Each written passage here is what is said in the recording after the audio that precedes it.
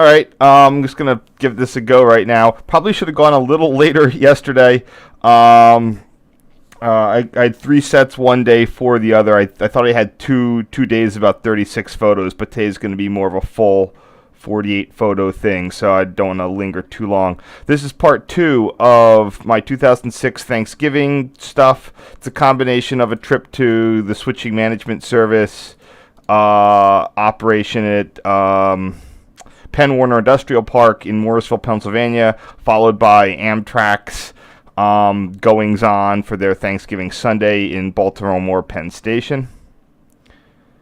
So yesterday we left off with just the dudes doing some switching stuff with, although he was not shown in the photo, Ed Weller, the engineer, and I was with my friend Choo Choo Bob, also not in photos. And I think we're just going to get going here. So one thing I noticed here was, so these are the tank cars of ferric chloride being delivered to that would eventually wind up at a transloading operation. I was wondering how the train was able to flip around on the UTLX 11014, but then I realized that they have 2 sides, and this is the opposite side. So I'm not entirely. The other one's a GATX car.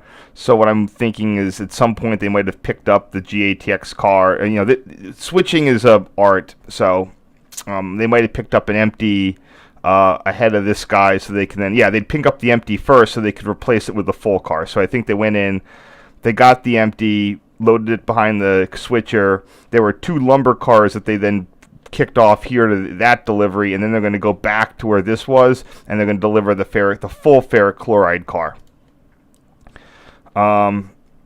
It's one of those. I feel like railroad switching would be is probably a mobile app somewhere.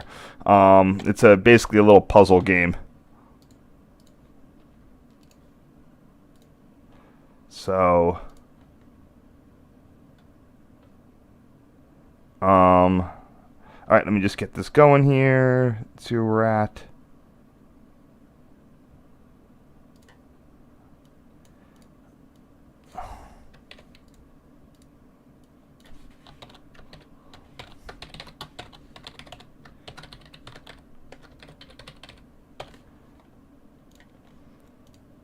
That always takes a bit for the first go. Let me just, while that's going, we'll see who's here. The question in the chat was, there was a connection between the Broad Street line and Patco. It was removed in the late 90s. It used to be part of the Bridge line. Bridge line cars would go to 8th and Market, and then would come from Fern Rock down to 8th and Market, then across to Camden. It was part of a unified system. While the connection was removed, some of the track circuit indications would still appear on the Patco CTC board until that was fully replaced. The interlocking signals are still there, and in theory, I bet the track connection could be replaced if needed, but there's really no reason for that. All right, here we are. SMS had a variety of caboose that they used for their yard offices and other things. At this point, there were 2 there, and then this frame of another. I don't know which frame this is. We have a PRR numbered caboose number 478009, and then we have whatever this frame is. It's got friction bearings, so I'm not sure if it's still there or not. For anyone who's new, the Penn Warner Industrial Park, where I'm showing these photos, is in that crook of where New Jersey meets Pennsylvania, near Levittown and Trenton. It's right in there. That's where I say their yard office, quote unquote, are. And if we go hit the Google Street View, probably should have done this yesterday when I had more time. We can see what's there. So there's looks like number 102 is there right now. By the way, at one point they actually had a Baldwin that had friction bearings here, and they always had to change the trucks out to get it shipped. There's their yard office and tool car. In fact, there's that 47-whatever-009 caboose. I don't know what happened to that other equipment, but we'll get back to this later. I'm just giving you guys a quick a quick show of where their stuff is.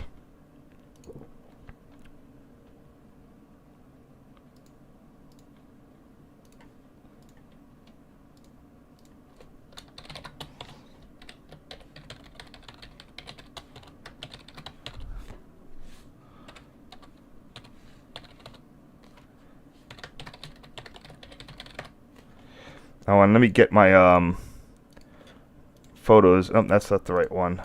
Here it is.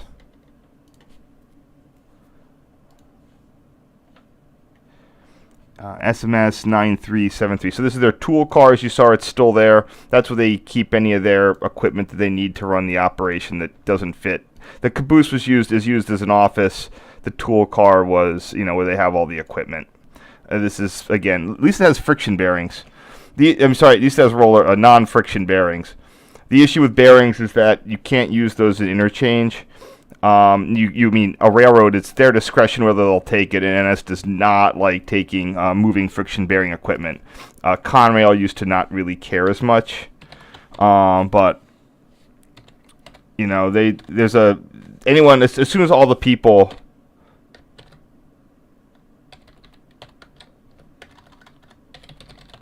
One second.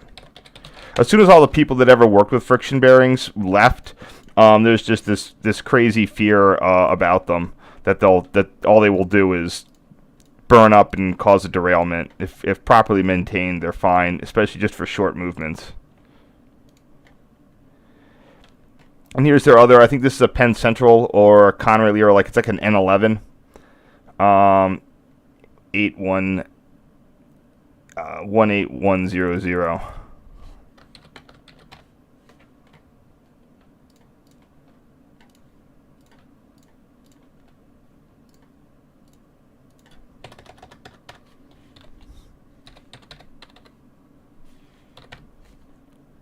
Not sure what type of who's this belonged to. The trucks look pretty modern. I mean, modern as in not like 1910s. So yeah, but I don't know what the history on that is. Here's their little air compressor that they use for a variety of air compressing tasks, as you saw in that other Google Street View. That is still there right now. So no one's pulled up and stolen it. It's cute that they painted it, though.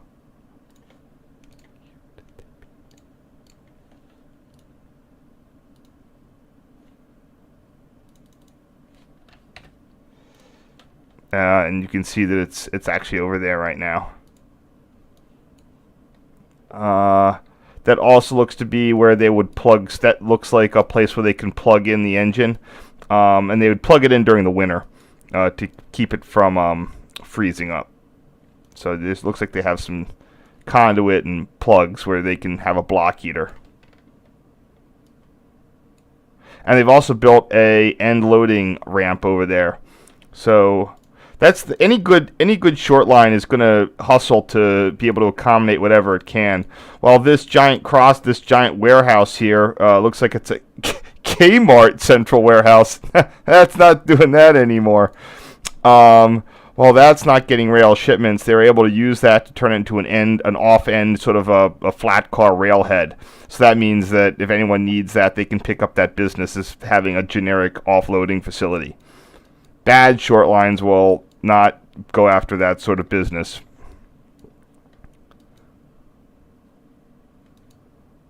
It'd be interesting to see if that is still a Kmart facility. Not sure. There's something there. But what is it? I don't know, actually. Let's just go to the gate.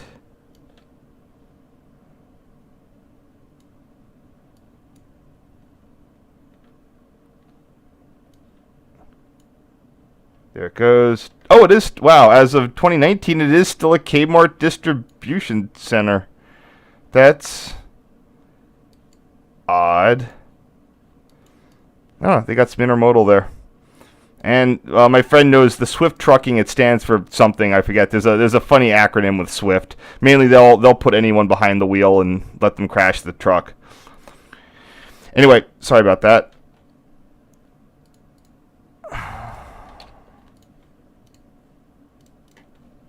Oops, I'm still doing stuff here. There we go. And here we have their caboose frame. Don't know whatever happened to that. I'm assuming they did something with it.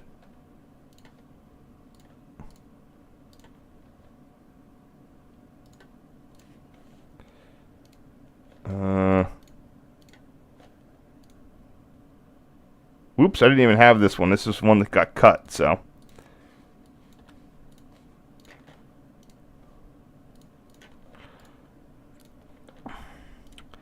So this is now we're leaving the whatever, but we have I went by the turnpike where you can see the Ernest Junction field switch. The Ernest Junction field switch is an interesting part of Amtrak's 25 Hertz electrification system.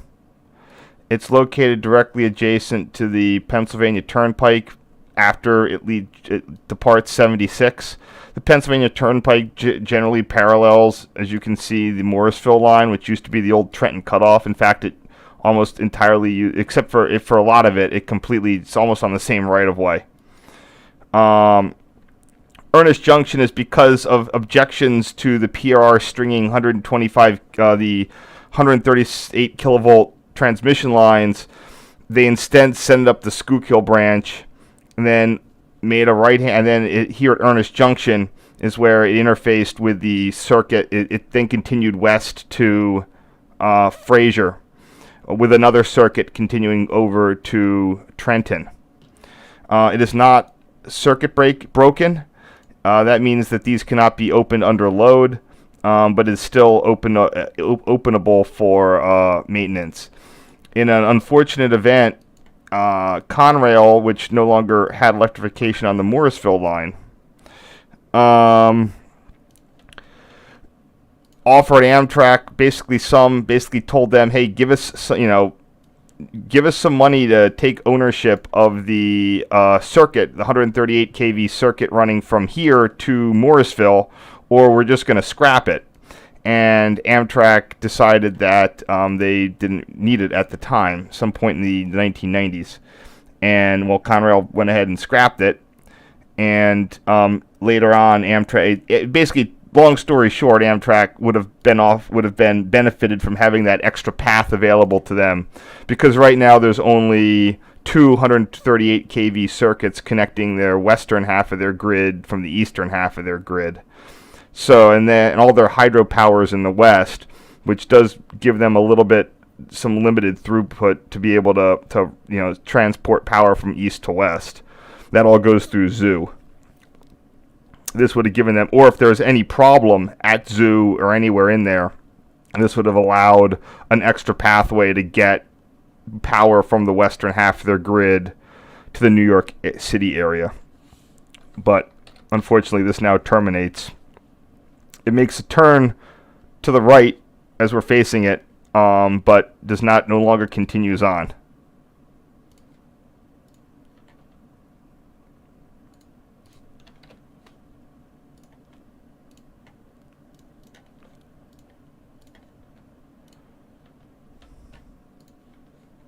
Here's a better angle of it.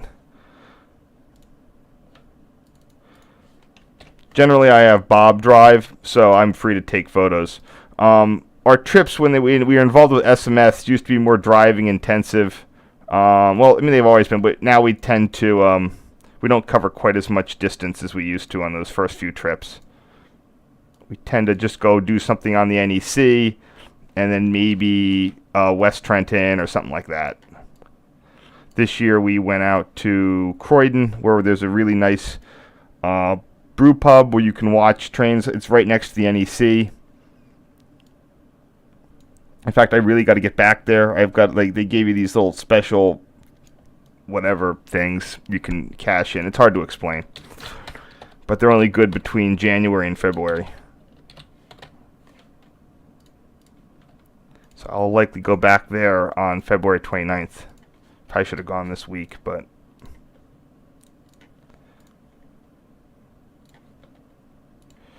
and then here, let me see if this is even something I'm using.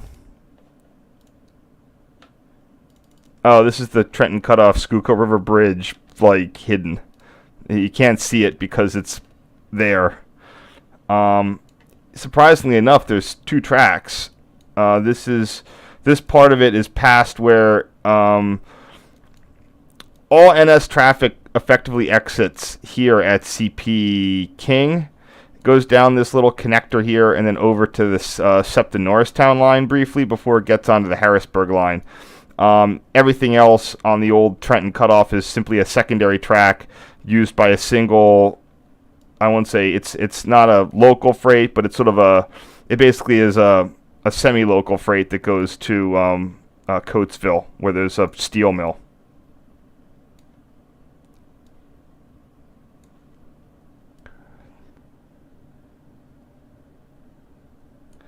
I'm not sure what the name for those trains are. It's sort of like the train that goes from Enola Yard every day to Lancaster's Dillerville Yard.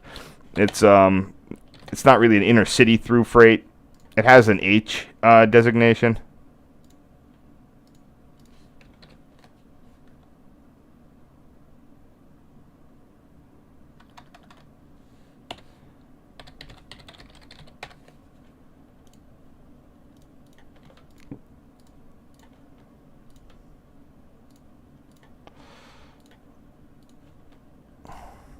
So, for whatever reason, Bob wanted to go check out what was going on at Abrams Yard. Again, this was very This would have been accessible from the Trenton Cutoff. I mean, the Turnpike. Abrams Yard is located right up there. Wait, no, sorry. Is located there. Abrams Yard is currently, for whatever reason, the primary NS yard in the area. Doesn't look like much, but this is where all the set-outs are made for eventual delivery to Philadelphia areas. That's because all of the major, the Greenville Yard in South Philly, I think, is CSX's thing, along with RG, or it's a CASO. Conrail works out of Frankfort Junction, so a train will tend to come into Abrams, and they'll split it up to send a cut to Morrisville, or they'll send a cut over to the Frankfort Junction thing, or they'll go to Pavonia, or they'll send out that Coatesville thing. This is just sort of a place where things get sort of split up here, if necessary. I don't know how exactly it works, but CP Norris is where you had the NS, or the Reading passenger line here, going across the island where a power plant used to be, to where there's the Norristown Transportation Center. So the NS Reading passenger trains would come up on the north side or the east side of the Schuylkill, cross the river, and then they would join the freight line that would be on the west side of the Schuylkill. And from here, they would continue as a 4-track main line. This was where Norris Tower used to be, which was open, I think, until the early 90s, like 92, at which point it was replaced by CP Norris, which was then resignaled in like 2018. I did pay a visit back to CP Norris, and got a full, more better coverage of it. So I'm going to see what I can do with it here, because I did not have my diagrams available. We're going to see what I can do with this. Don't need that anymore. I don't need these. I was trying to do some research on the RF&P, history of the RF&P cab signaling, see if it had undergone any changes. What I need is Philly Division interlockings. Should have had this up ahead of time.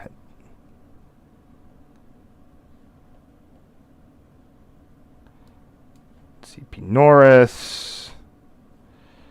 Sheet 24.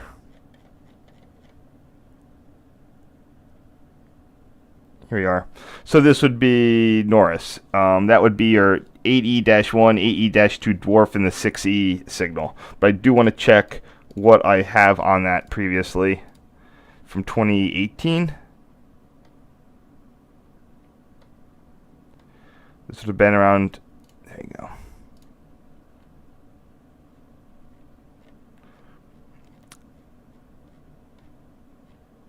Oh, maybe I don't have it then.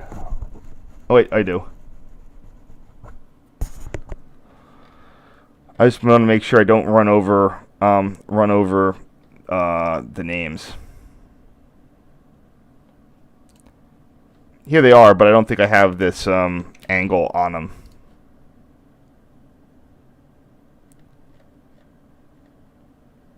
There's a lot of traffic going in and out of the yard, plus stuff going in the yard, so I couldn't do my full work. Also, it was just Conrail stuff. All right, there we go. So this is just...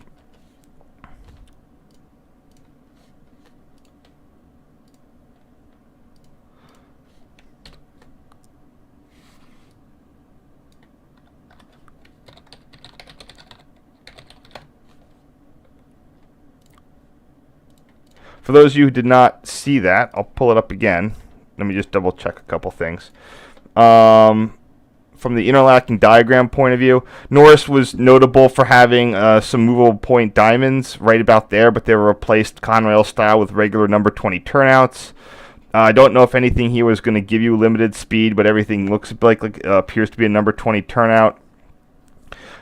Abrams yard was split between the mains, so you had on the outside your... it was also semi-ruled 251. The line going in towards Philly here was all ruled 251.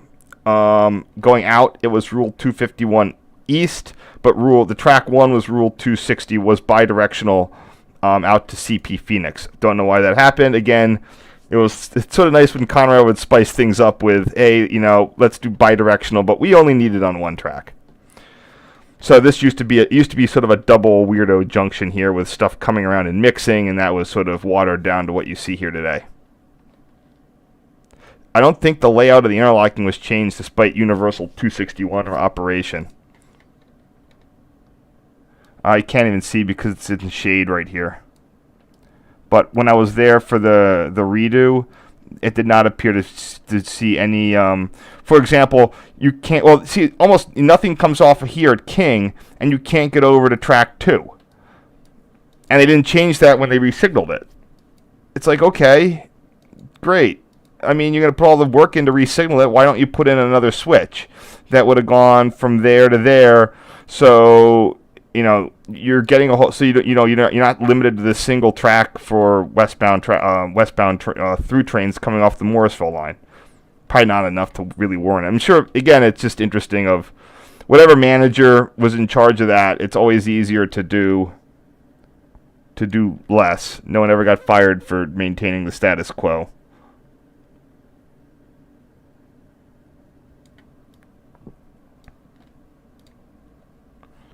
Huh.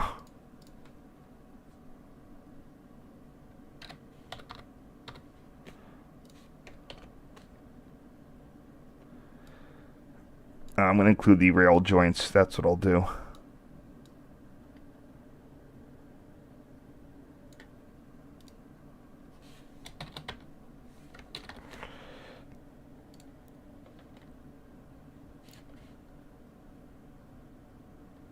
Sorry, give me 1 second here. NS did largely eliminate a lot of the dwarfs. They just put up a whole bunch of cantilevers. Because it's NS. Of course they love their cantilevers. Yeah, it looks like I did not get this angle. So, use that same thing. Of course, I was with Bob. I wasn't going to be that adventurous on this this period of time. Yeah, I don't even need to reduce this.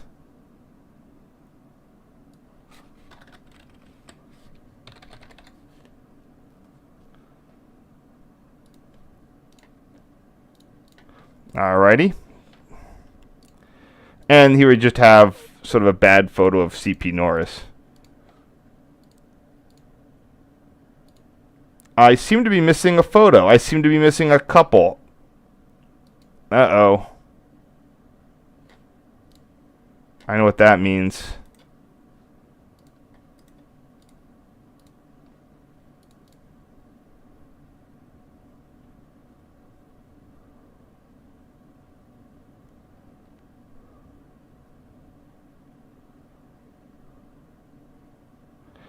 Oh, I added the photos when they weren't in the right order. All right, 1 second. I got to add 47 and 49.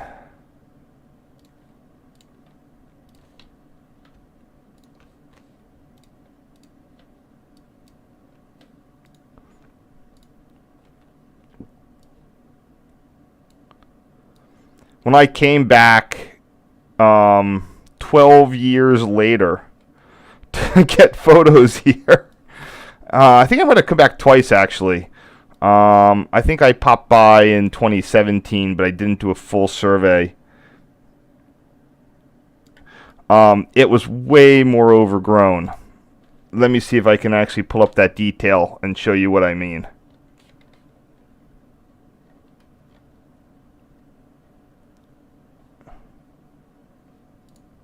In fact, although I might have done the other end at a different time. Yeah, in fact, I'm almost positive that I did. All right, give me a second. I got to go back in time again. This would have been it. Yeah. Uh-oh. Maybe I do have those. Oh, I went to the wrong Norris visit.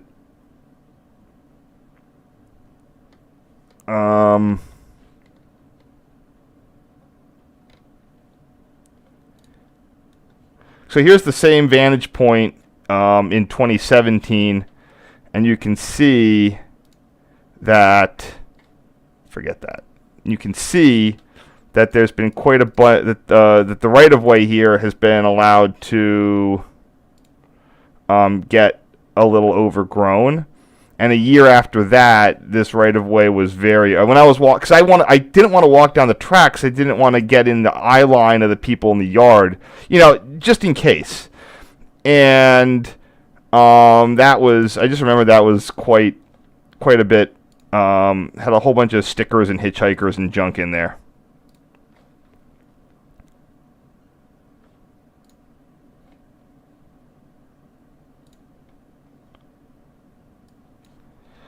Do I just have a single shot of 4E? I just want to make sure that I'm not, again, overwriting that single name.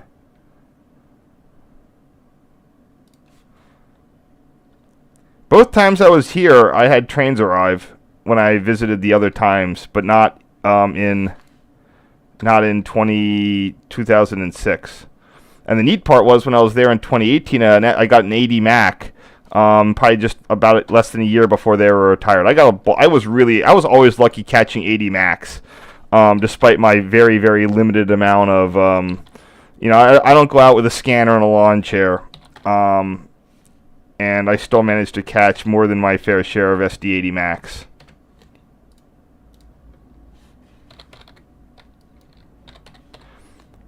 Sorry to spend so much time on this one thing here.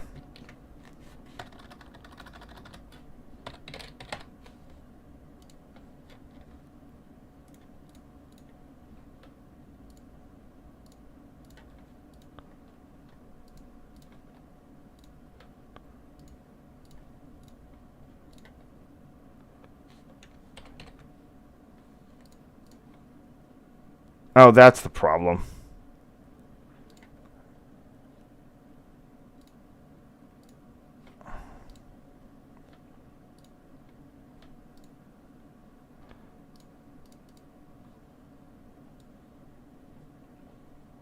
What the heck? Alright. Sorry. Next. Not that one. This is 51. I want to do 49 next. Nice. I forgot to brighten this shot. One of the things I'm not sure how I'm supposed to use it. No, I don't shoot. I know I always get crap in this. But no, I don't shoot in RAW because I don't have like an 80 billion. I don't have terabytes and terabytes of hard drives around to store all the 30 megabytes per file that it would be. And I mean, in certain situations with low light type things. But my point is, I just increase the brightness. There's that thing that you have it's whatever increases the natural sort of brightness thing on the camera. I just boost that up when I shoot. None of these things need to be in RAW mode, like seriously.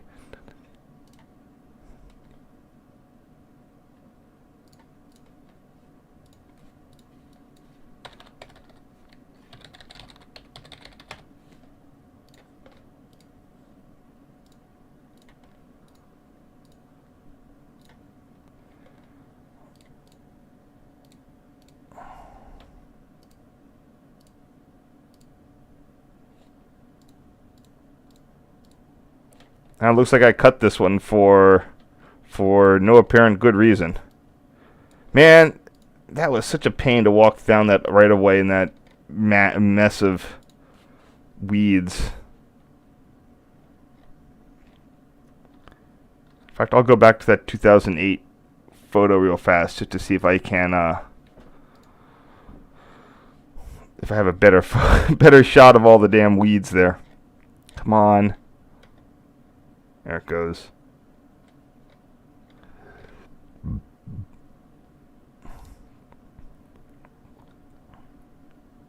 Old pole line.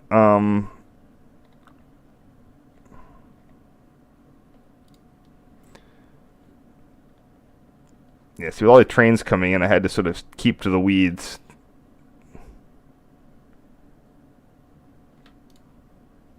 Yeah, I guess I don't really have a good photo of that. Alright, sorry about for the delay.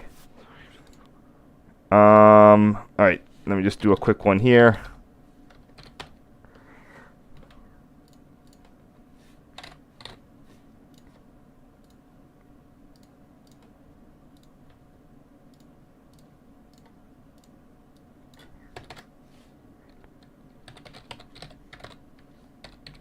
Is this track 2? Yes.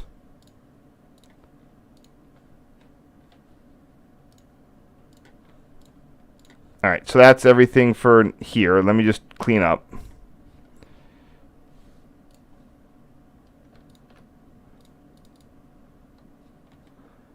Alright, 14. Delete. Add the next 12. And let's see what we have for questions. Oh, a whole bunch.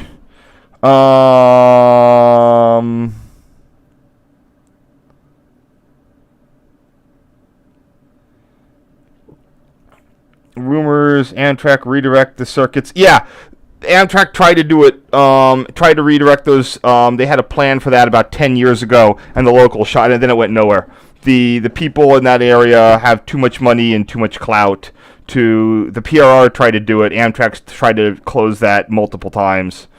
And the state of Pennsylvania is ultimately, Amtrak owns it, but honestly, anything on that line is the state of Pennsylvania, and if the state of Pennsylvania doesn't provide money, it's not going to happen. Harrisburg has an absolute veto, and the people on the main line have a lot of clout in Harrisburg. Amtrak runs a 25 hertz grid. So while they do have their own all the generating capacity comes from utilities. They have dedicated 25 hertz turbines at Safe Harbor Dam.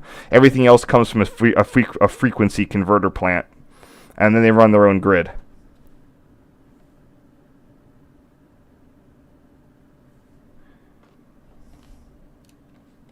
So what we did after this is we went out to the Strafford R5 station on SEPTA. Well, hold on. I'm not done with Abrams Yard yet. So, all right, let's get this Abrams Yard stuff dealt with.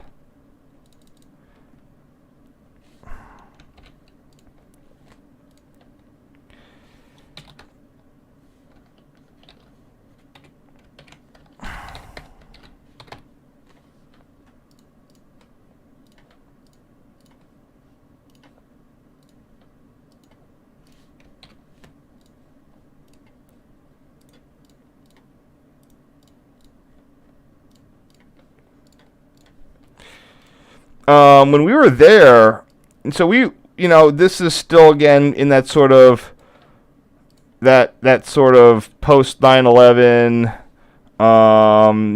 rail fans get yelled at phase. But when we were there, NS guy came up, was pretty. By the way, note they've got the air horn on the truck.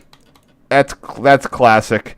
By the way, this is NS 701504 on there, so I love the air horn on that high rail. 701504.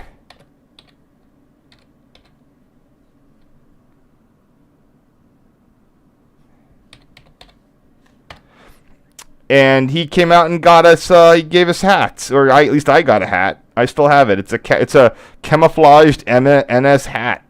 It's not with me right now. But that was really nice, and I still have it. I don't really wear it. Maybe I should. So do I wear that with a high-vis vest? I've always wanted to try playing, like, play track worker, but I feel like it's going to work better until it doesn't. I feel like that's worth a Googling. NS701504.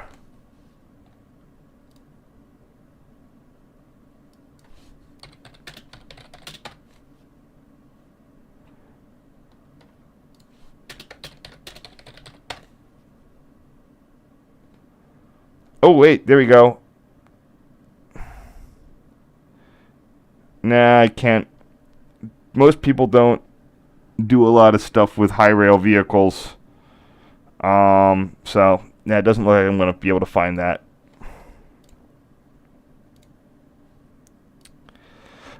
Here we have some of NS's still around high hood fleet. Actually, I just saw one sold to a switching railroad.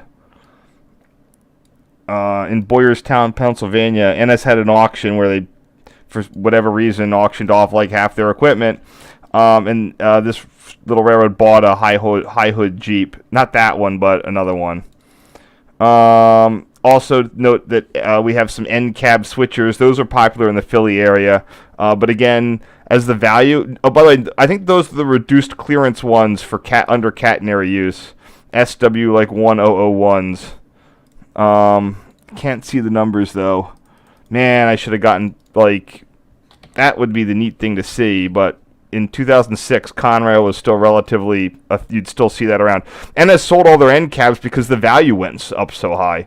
And everything that NS was using, they used pairs of the Jeeps to make the switching easier. You know, it's not a bad thing, but,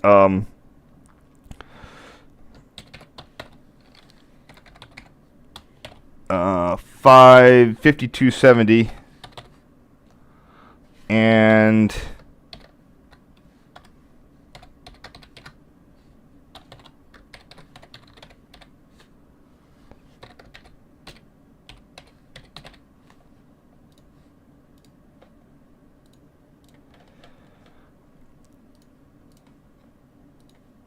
oh wow, this is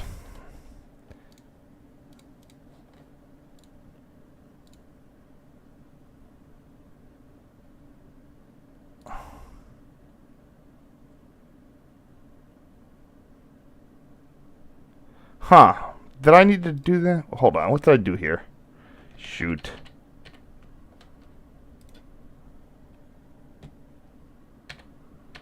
Huh. Alright, I'm happy with that. I'm not sure. Oh, I had two. Okay.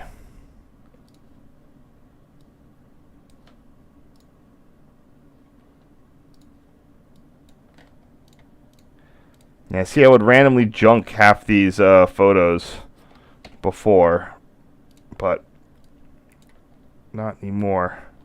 There's the high rail. He's going to go do his job.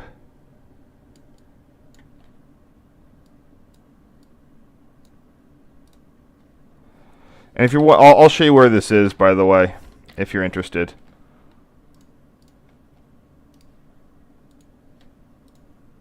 Oops.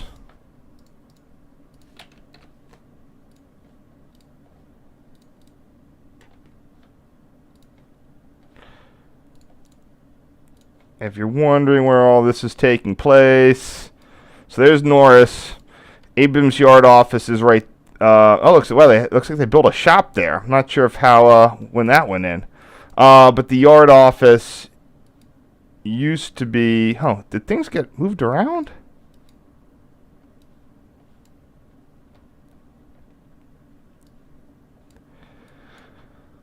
I'm thinking stuff might have gotten moved a bit. Because it used to be right there. Or yeah, it used to be like right in there where the yard office was. Oh, now you have to do another investigation. Great. At least Street View should help me there.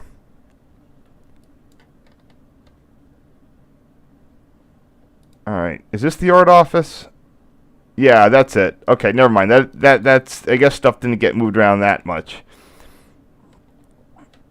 Let's see. Hold on.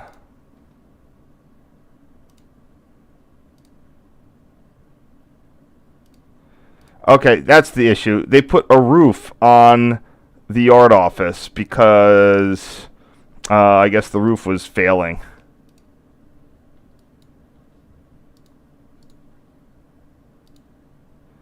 If I go all the way down this way, I want to see if I can see what that shop complex is there.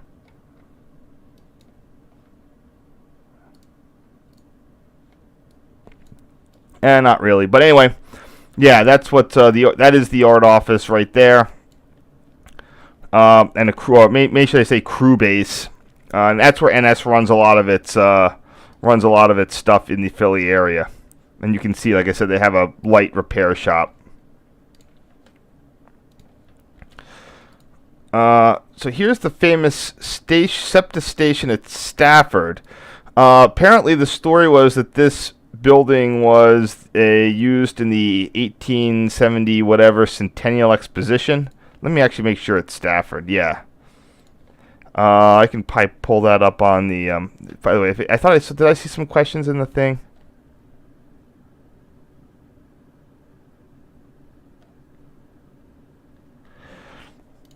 The current class ones still have a little bit of a flavor going on. Let me just pull up that Strafford station thing. Oh no, it's going to be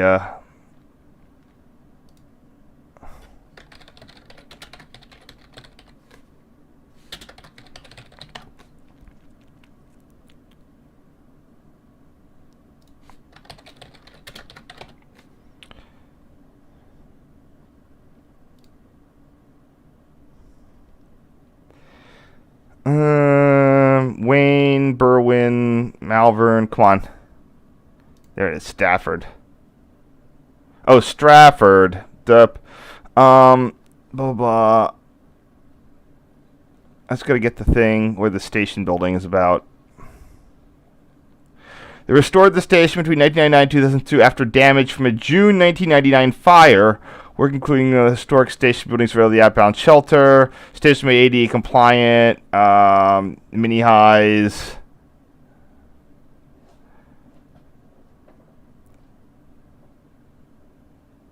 The name of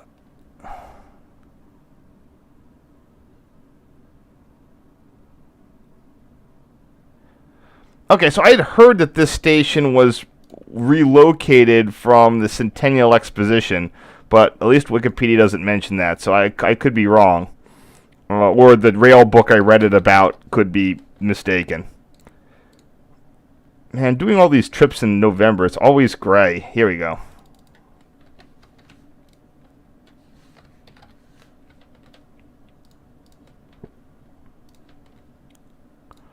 But yeah, I thought the fire was more recent than. I thought the fire was just a couple years before this, but I'm glad that they managed to restore it as opposed to tear it down. There's like fires and fires.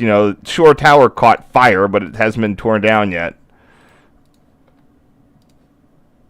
All right, we should be able to get through this pretty quickly here.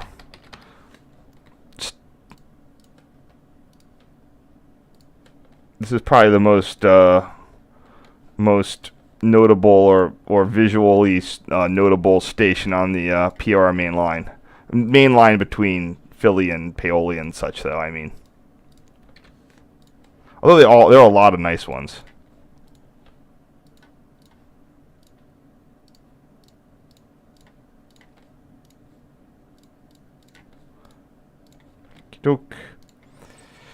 Just me doing my documenting job.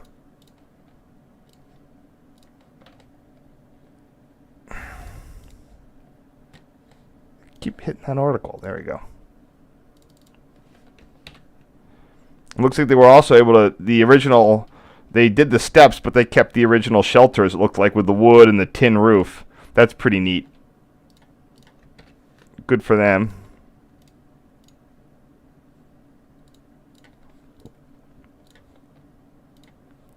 And here we are finally up on the platform with an R5 train.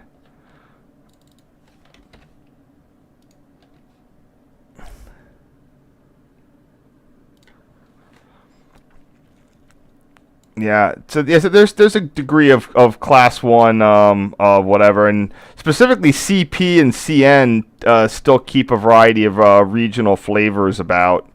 They're one of the ones that still use a lot of differentiated rules because Canadian stuff is I mean it's the same in principle but different in practice. So they're already used to having to run different rules in Canada, so they don't mind it as much.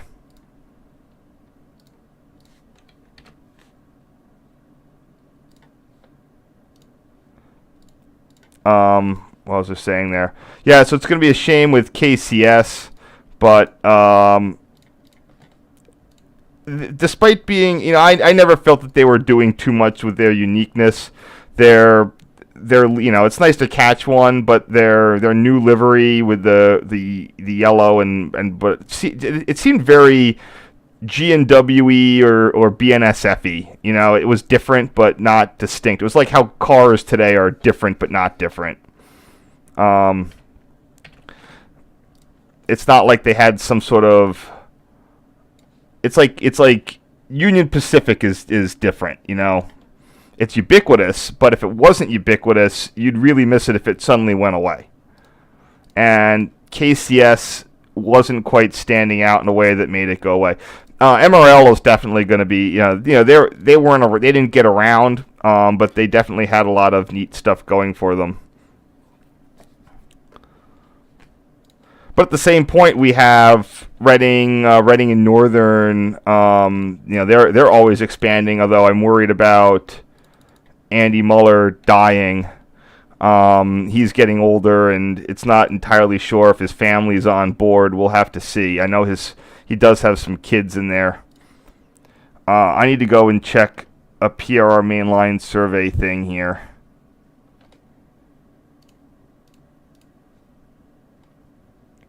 Because I don't like the name on that.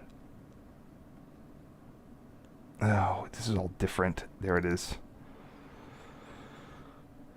Come on. Well, that's not. Okay, here we go.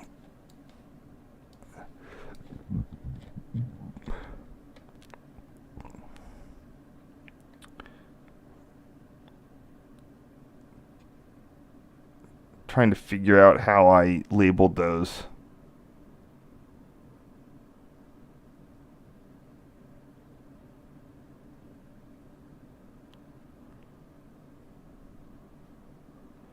All right, I'm going to have to look at a different thing here.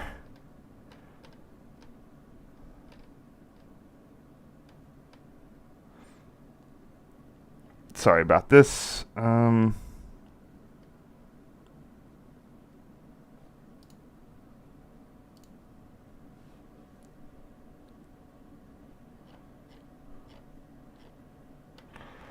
I wanted to get is I had a way of labeling those. The PRR Main Line had about mile block signaling back in the before 4 times, and I had a way of labeling those unused signal bridges, and I'm trying to figure out what I would do for it, but I'm not sure if I was doing it in 2009. Probably Harrisburg Line eastbound. That'll have it.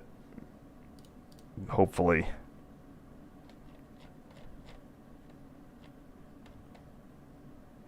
Here you are.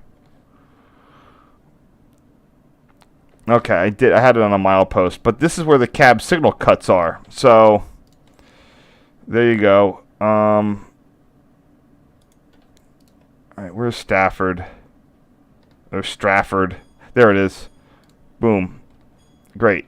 Perfect.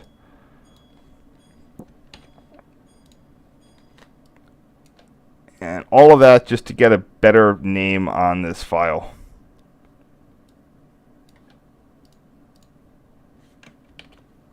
Yeah, that looks fine. Okay.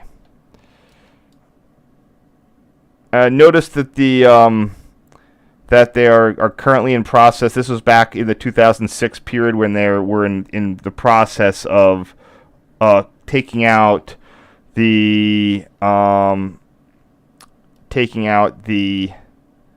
wooden ties and jointed Pennsylvania Railroad 152-pound rail, which I believe I have some photos of. What am I going to do? Come on. All right, I'm just going to...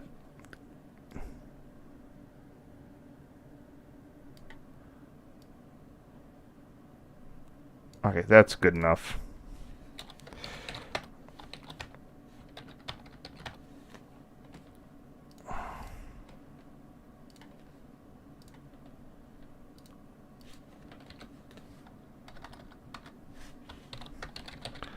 Plus SEPTA 286.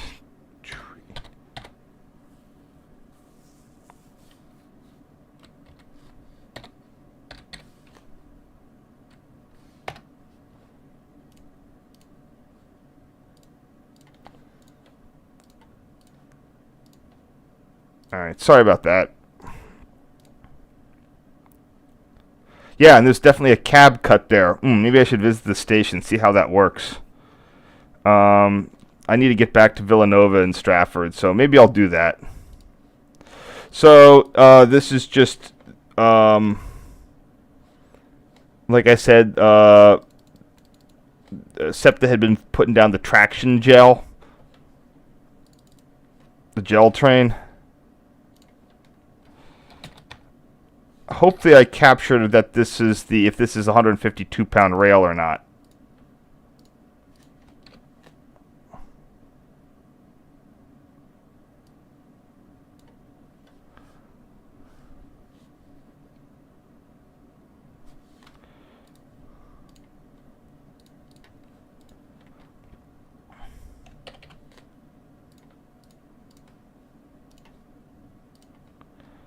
Alright, let's see what we got here. Oh wow, they have a random impedance bond. Huh.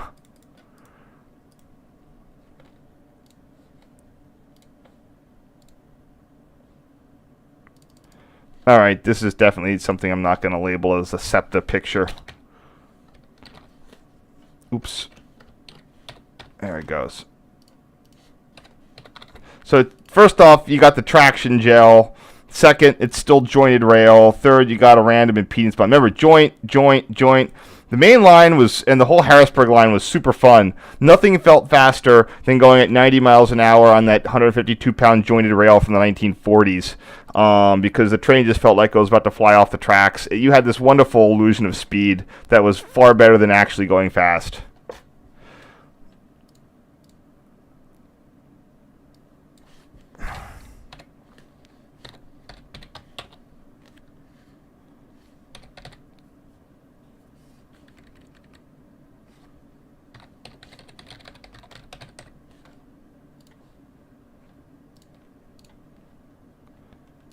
Alrighty.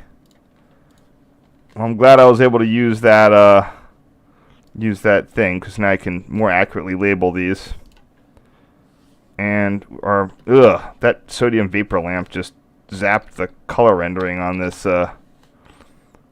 stuff. Now, SEPTA is currently running the R5 at hourly headways. It's terrible. It sort of screwed up my midwinter trip, because normally I would have been able to get on one of the half-hourly trains, but that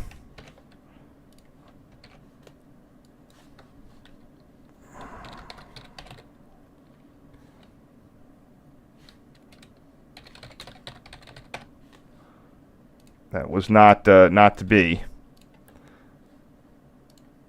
Okie doke. Okay, that's the end of part 2 here.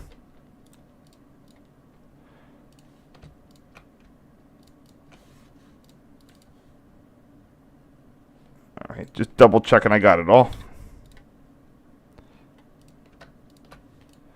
Yep, just and do 2 rounds of 10 here. And this is going to have all the stuff down at Baltimore Penn Station. So that'll be fun.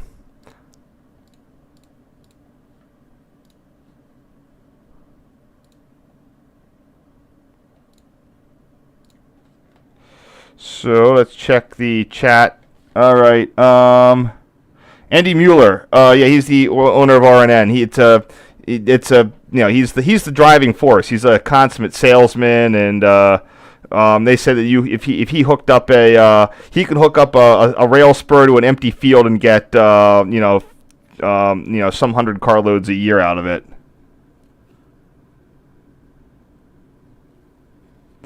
The cab cuts to those things. So in the cab signal stuff, for whatever reason, the codes need to be retransmitted about every 5,000 feet, and the blocks are about double that.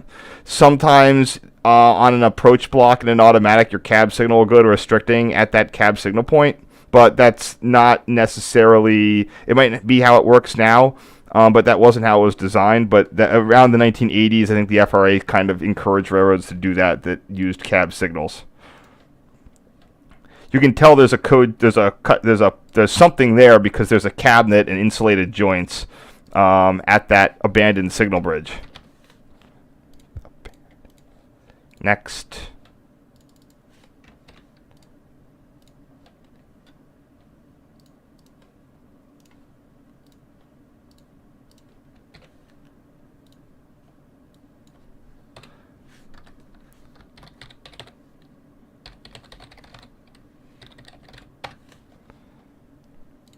So just more of the Strafford station here.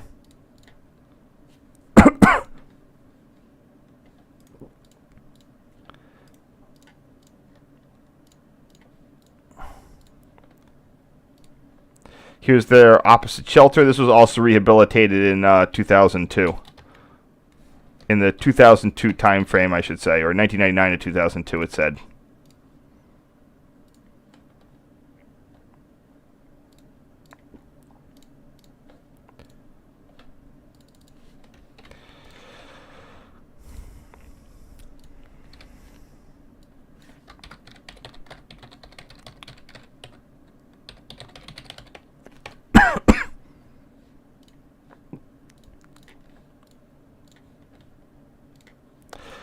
And here we have our joint. I just don't know if this is 155 pounds. It should be, but it doesn't quite look like it, and I can't see any evidence of what this would be.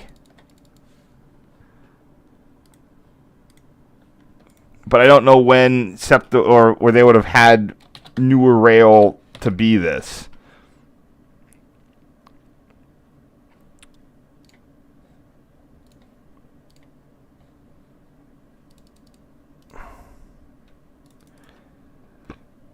It could be. It's just hard to tell. I think these are 152 or 155 pound joints. That was that super heavy Pennsylvania Railroad rail that they were known for using. I have a better photo of one. There's still some of it in Thorndale interlocking right now, or Thorn interlocking. Although that's going to eventually get done up sooner rather than later. But I made sure I went out there and got pictures of it. If I can. So here's some 155 pound rail, like right there, 155 Pennsylvania Special, blah blah blah blah blah, 1952, and you can tell that that's beefy as heck. So that does not look like 152 at that station. So I don't think I should go and arbitrarily declare it to be if it's not, because maybe they laid some 136 or something at some point. Yeah, that's 155 pound rail, and you can tell that it's big.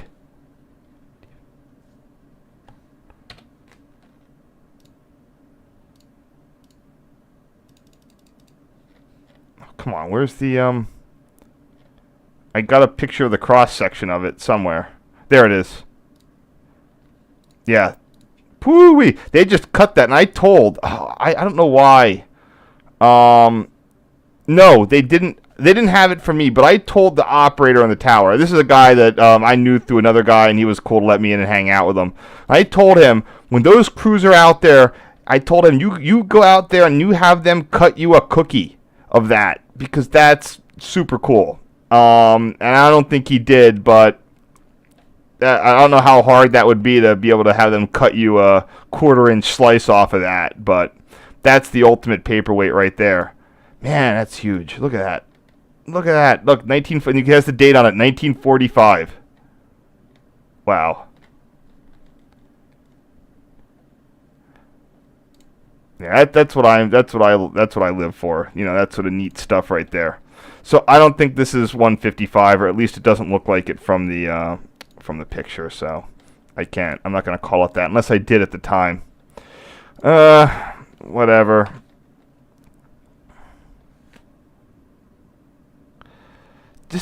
I don't know. It just doesn't look like it.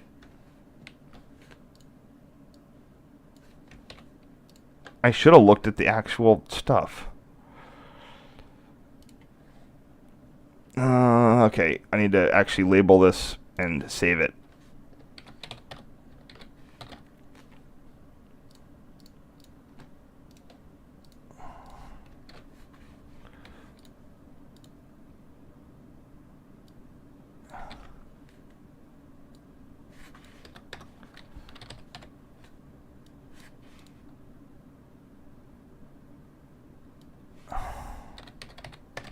SEPTA would be the one who would be laying the gel, though, the traction gel. Amtrak didn't need it.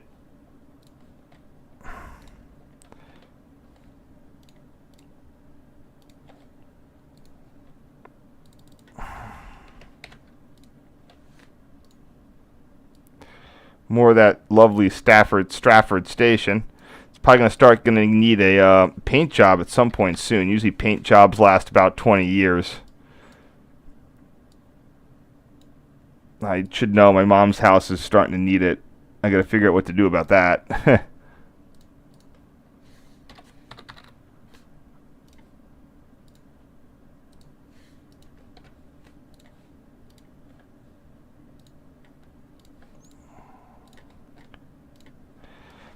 Here we have another one with a bond.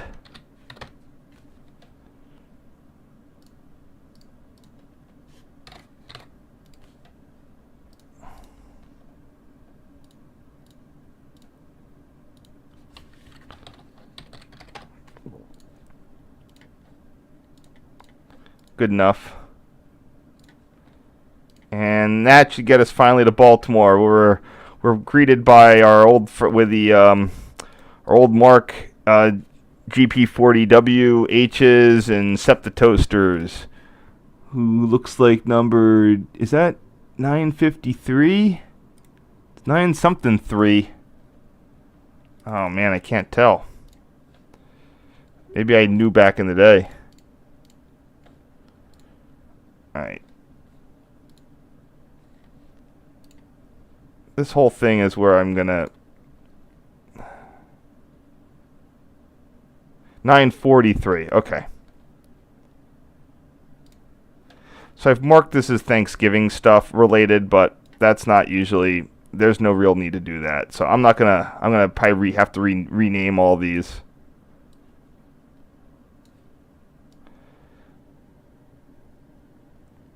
So, for those who don't know or haven't been around the block, let me just check the chat real quick.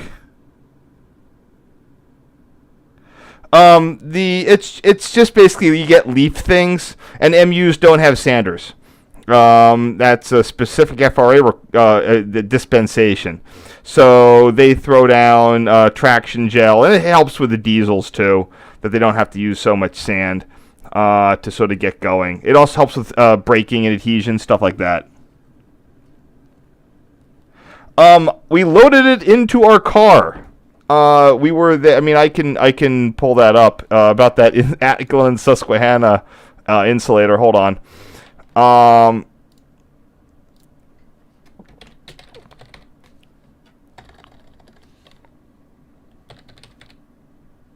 Oh, that's not the one. Hold on.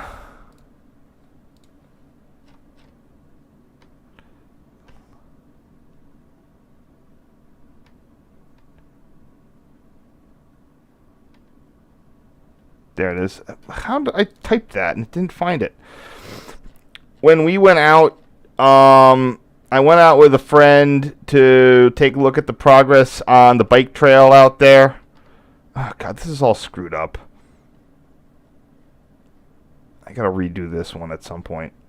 Anyway, when we parked to go to the cool bridge, they were in the process of doing the stimulus project to rip down the 138 kV circuits and replace it with a monopod. This is where you had the brand, the quarry. We were right at that parking lot was where the work was progressing, and you can see there's the cut catenary poles. I mean, honestly, they should. I mean, it would have been nice if they kept the catenary poles, but they weren't cross beamed. They were cable stayed, and I bet they were having corrosion issues. Regardless, these were just lying there. This one's broken. That one's not, and that one went in the trunk. And now it's in my backyard. And that weighed a lot. It took two of us to get that in there.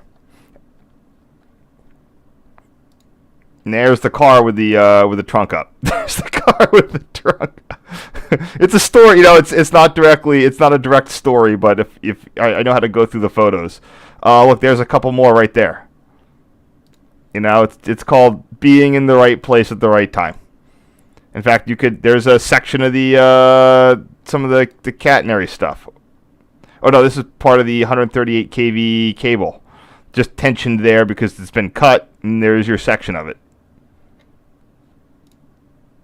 Oh look, there's some more. They're all over the place. Oh no, yeah. See, everybody feels bad because you just had to be there at the time. And I don't know where all these went. There were hundreds of these. 4 per post, and they all went somewhere. A landfill, who knows? But one of them is I managed to grab one of them. I mean, there's a whole bunch more out there that have not been replaced, originals. So, whenever they're doing one of these projects, if you are by, whenever they cut those down, just sort of talk to the crews. And maybe you can get one. Sorry, that, whatchamacallit.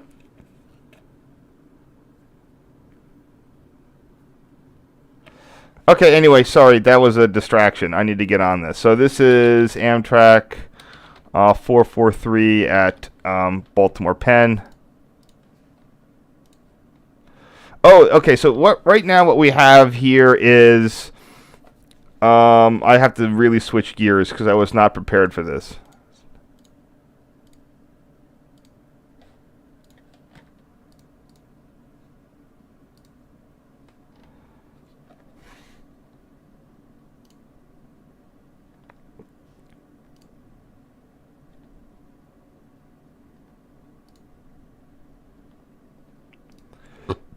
Okay, wait, almost. Here's Baltimore Terminal. Charles interlocking on the south end, Paul interlocking on the north end, because you have St. Paul Street and Charles Street. The station today is not quite exactly as it was here. You have the two main Amtrak tracks, track 6 and 7. Track F is a storage track for MARC equipment. Track number 1 is a freight bypass. That's rarely used anymore, low level. Track 3 is a low-level passenger. This platform there that also holds, I think it's labeled as track 3, but is really, I think it's just kind of track 2. That's a low-level platform that's not used. Track 4 is the alternate high-level platform if track 6 or 7 are not available. Then not pictured here is a track 5, which is a stub end for terminating MARC trains. So what we are seeing here is there's a jam up at Penn Station, and this would happen occasionally. If a train was running late and they wanted to get out of the way, they'd stuff it on 4. So this train was stuffed on 4. I don't know which one it was, but you can see he's got a slow clear on the 4 end signal at Paul. So I'm glad I put his 943 plus Paul 4 and slow clear.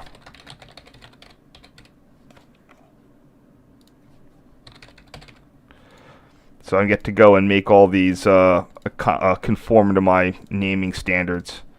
As much as I would love to be able to reuse as many of the old names as possible. So here we have some of the Mark Bananas, the HHP8s. They're still in service. Let's see what I called this back in the day. What? Come on. Oh, that's right. I can't do that because these things are out of order. Yeah. So plus 40, 78.47. Yeah, it doesn't matter that this is Thanksgiving or not. What can I do? Okay, I don't need those windows. That can go there.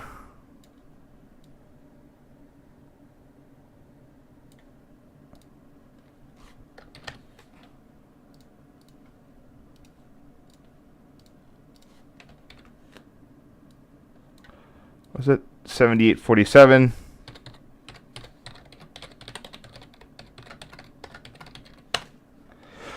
They may look coupled, but they are not. Mark has about like 5 feet of clearance to store 3 train sets on that track, and those cars get super close. But they are. I can usually check, and they're not actually coupled together. Yeah, I think they do store 3 train sets. So this is the first. That's the second. And there'll be one more around the curve. And they just have absolutely no room to spare on that track to jam those train sets in there. So that's where they store 3 train sets. They'll usually stick another bunch of train sets on track 3. They used to be able to platform on track 3, but they stopped doing that. It's low level and it's sort of degraded. I don't think there's a real problem with that, but they don't platform on 3 anymore. Or they don't, yeah, Amtrak neither does that. And 1 isn't close enough, as a freight bypass, isn't close enough to the platform.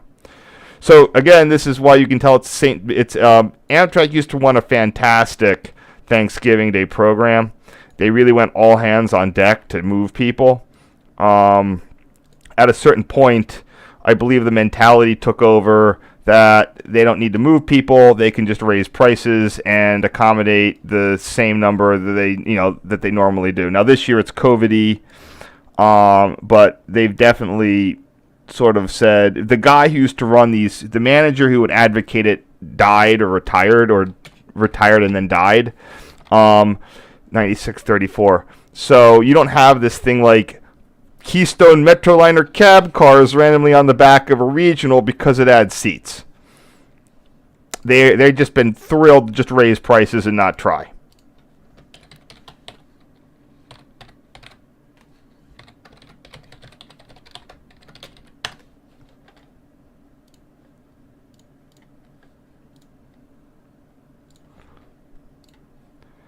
Yeah, that seeing a Metroliner on the back. I think that was a regional extra too. Yeah, a Metroliner cab car on the back of a train in wherever is just bonkers. I don't know what freaking mark unit that is.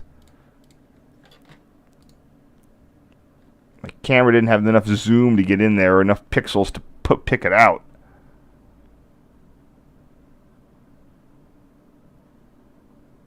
Yeah, there's no way I can get that. Oh, is there anything I can see? Nah, it's the number's right there on the side of the cab, and I can't see it. That's a 7700 series thing, though. All right.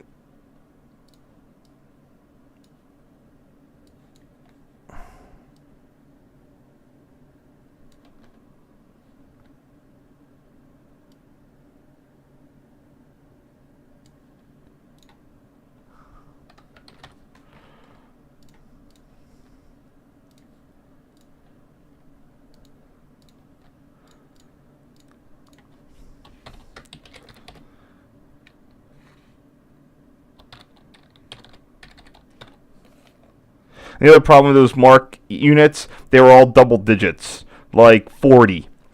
50. So you can't just say like, oh, it's this series. It was like the 0-100 series. So it's sort of hard to do that. I'll just call it like 40X or 50.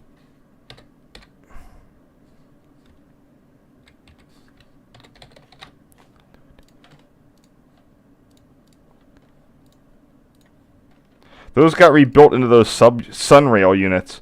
I don't think I need this photo, and I don't think I saved it. No, I did use it, so. It's soft. I have better, but whatever.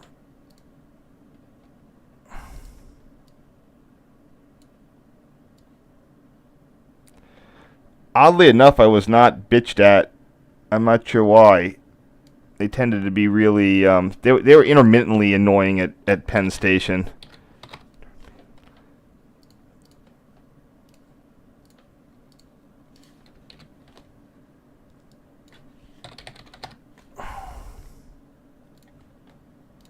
All right, we're down to our last bunch photos here.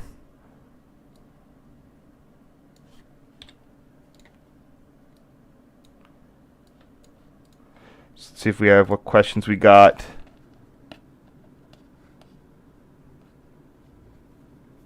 What, the Baltimore Penn Station thing?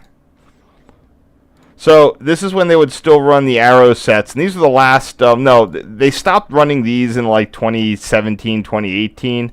Then 2019 they just ran the extra mark sets, and then last year, of course, was COVID. 2020 was COVID, so they didn't really run anything. And then this past year, they ran like 3 extras, and that was it, and it was super sad. So it looks like, yeah, here we have back-to-back. We're going to have back-to-back northbounds on track 4 with another slow clear.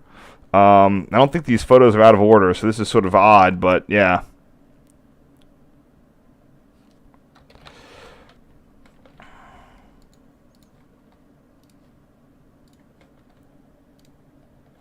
Next.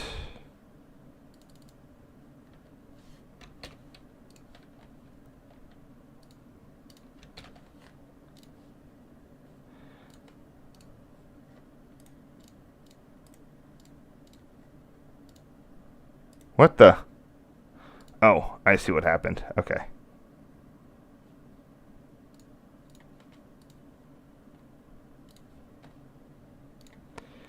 Ooh, this is neat. We got, and that would be a long distance train. Now, these were probably running, who knows how late they were. But we have a nice Heritage baggage car and a Heritage. That's going to be a crew dorm. Those left really early, and unfortunately, it's one of those things where Amtrak 2506. Crew dorms are great because they would free, when they lost the crew dorms, then the crew had to stay in the Viewliners, and Amtrak lost sleeping car space. I can't tell what AEM7 that is. I think it's 91 something. I don't have a number on that baggage car, but this is then 2506. Okay.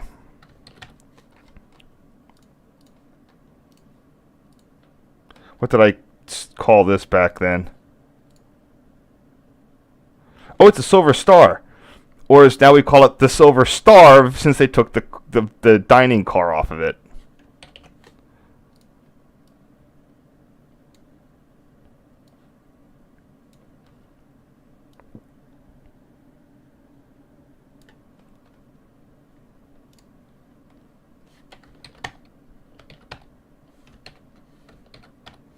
Okay.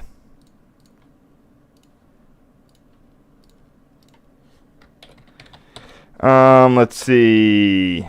It's gonna be 9 something plus 2506 plus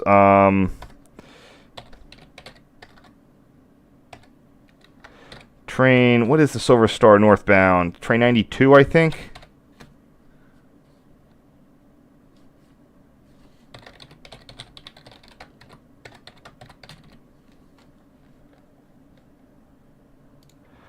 Let me look into that. I think that's it. Silver Star. Yeah. Northbound should be even.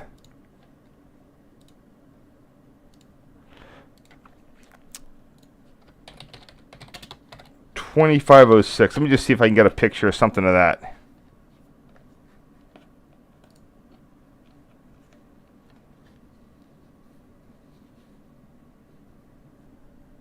Maybe it was rebuilt this one.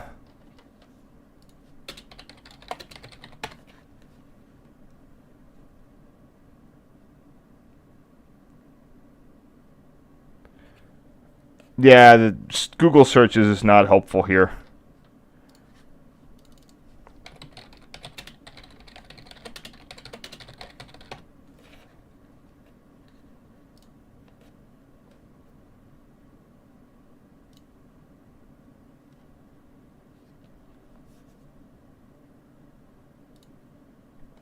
Crew dorms. There you go. 2506 Pine Peak. HEP conversion number, blah, blah, blah. Former ATSF. There we go. It was stored as of 2007. So there you go. Okay, this is my first attempt at getting... This is what I was here for. I was here for the NJT Arrow arrival. I'm not even sure I would have used this photo. No, I did. It's extra 31. Wow, I even wrote down what train it was. Okay, with 1459. Ugh. Oh, that's bad.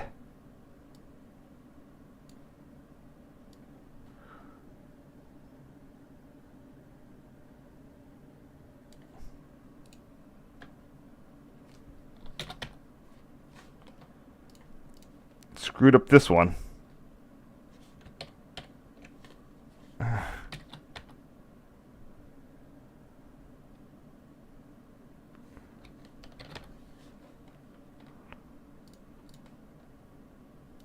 Wait, what the heck?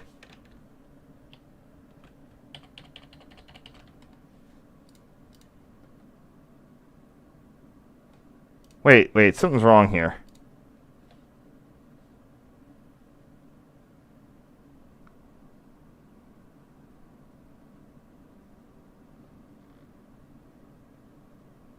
Oh!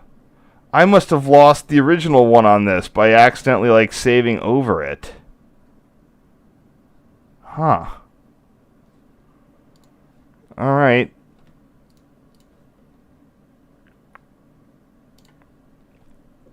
Ugh, that stinks.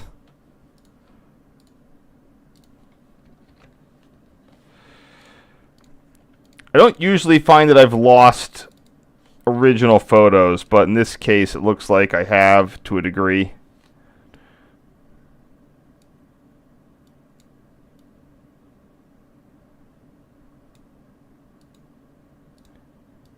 Let me just figure this out here.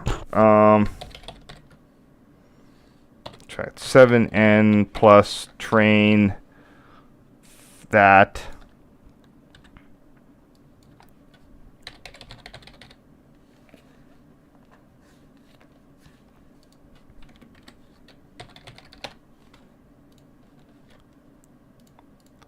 I was wondering why that thing was in the wrong position.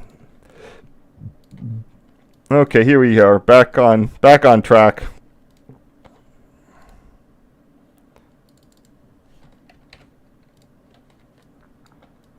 It's a nice sort of arrival photo. I'm not sure I got both of them. They would rent 2 of these train sets, and then they would rent 2 MARC train sets.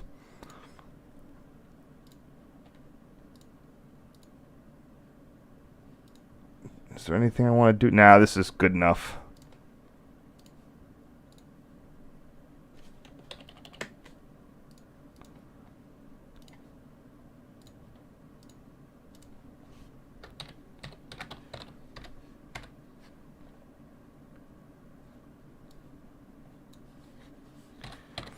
The funny part is that there will be people who would go out to get pictures of the NJT set in New Jersey. I'm like, you see those up there.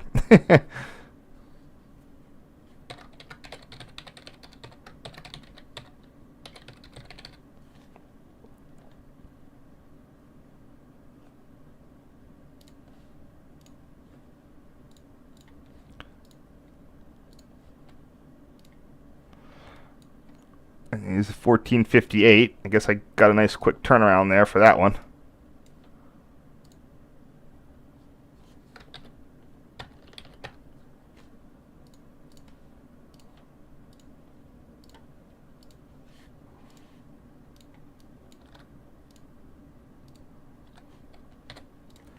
And there's only one reason for a SEPTA train to be down at Baltimore Penn. I mean, an NJT Arrow to be at Baltimore Penn. So, and here's 1433.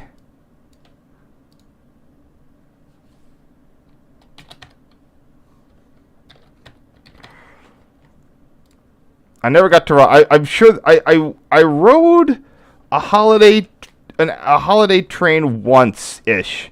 I was getting home from college and they had to use CDOT. Bud SPV depowered cars. Man, I wonder what happened to those. And I even got a little coupon. It wasn't scheduled as using commuter equipment, and I got like a coupon, a 20%. They literally handed out 20% off coupons. I don't think I ever got to use the 20% off coupon, or maybe I did. I don't think I managed to because it didn't work with my student discount or something, and I had to buy the ticket in person. So.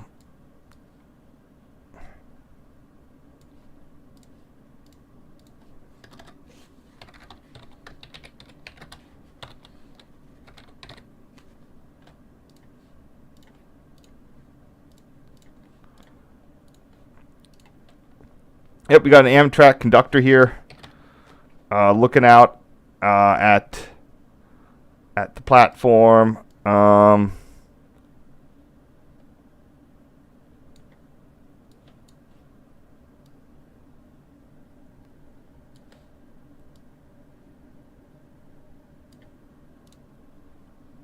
That works.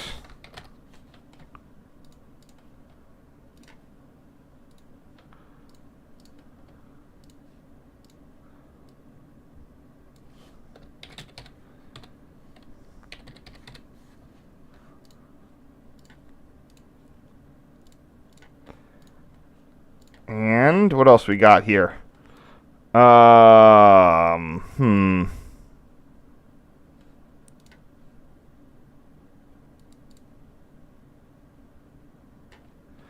Yeah, that would be 1432. Looks like this was stuck at the station for a little bit. I remember being there, and I remember it sort of waiting around, but I wasn't sure why, and I think I just decided to leave or something.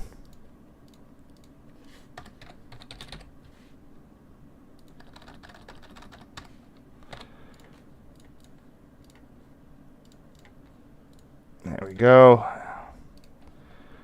And here we have, well, I guess he stayed there for a while because I managed to go from the platform onto the concourse, out of the station, and around. Oh, this is just after they put up the anti-terrorist fencing. That's NJT number 1458. So I guess I cleared around to the front again. I don't know what that middle one is.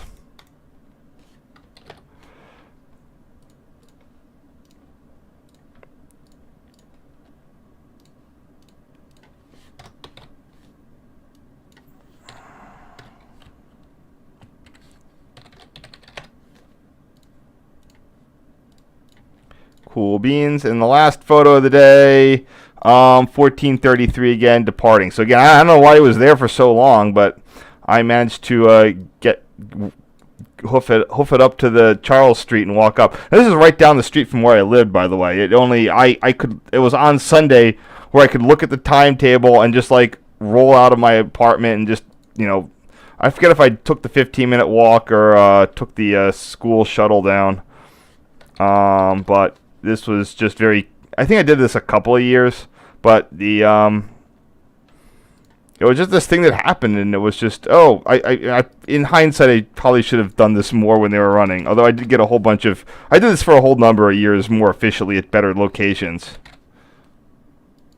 And even then it was like, yay, here are the arrows again, but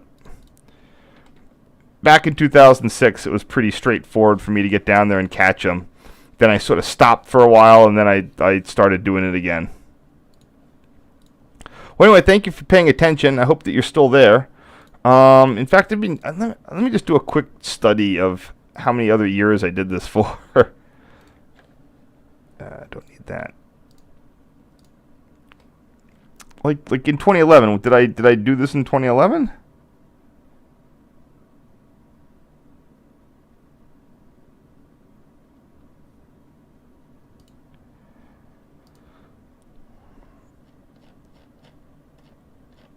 Like, nope, didn't care. Didn't do it in 2011.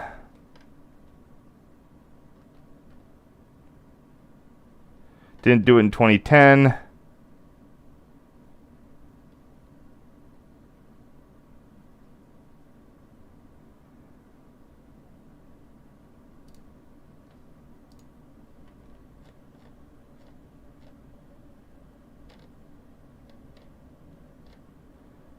Nope, didn't do it in 29.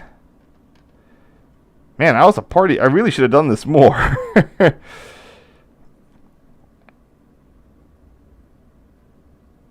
Nope, didn't do it in 2008.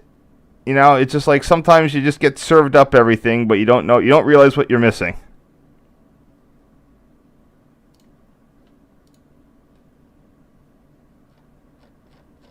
Yeah, I would do a lot of stuff in the Thanksgiving period, but I would not be. I was not apparently doing the SEPTA, the Amtrak Thanksgiving.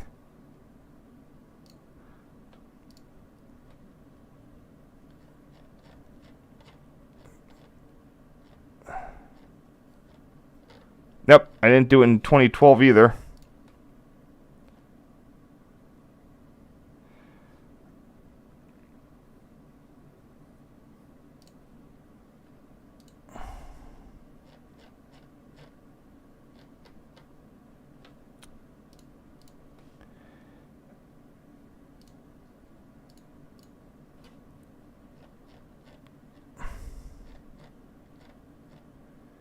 So I kind of, here's one that I did. Yeah, I think I picked it up in 2013. I should have done it in 2011. I think I did it in 2012 when I started doing it again. Yeah, here we go, Zepp's Bridge. Yeah, this is what I would have done it. I would have caught him. There we go. Did I actually get the NJT? Maybe not. Huh, surprised I didn't. Anyway, I did get better at it, and then, just in time for them to sort of go away. Anyway, sorry for that. Anyway, you guys have a great day. I don't know when I'll be back. Well, let me read up here.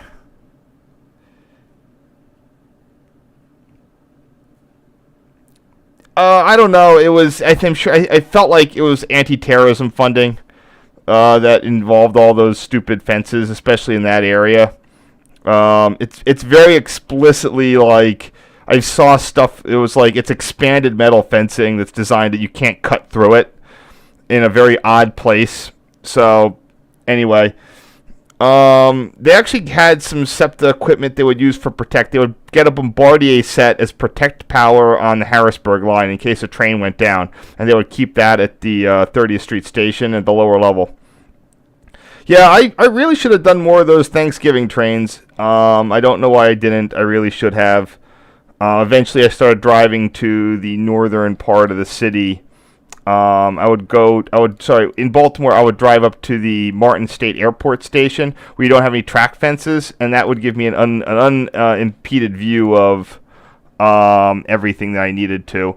There was 1 year that I could have sworn that I went down to my goal was to get pictures that was in 2013. My goal was to get pictures that there was a location under the BWI airport runway where the glide path crosses the NEC, and between 2012 and 2013 they put up a bunch of no trespassing signs, and the cops rolled in immediately. Now I didn't get a ticket or anything, but it was clear that wasn't going to be a place where you could go and get photos anymore, because you used to be able to.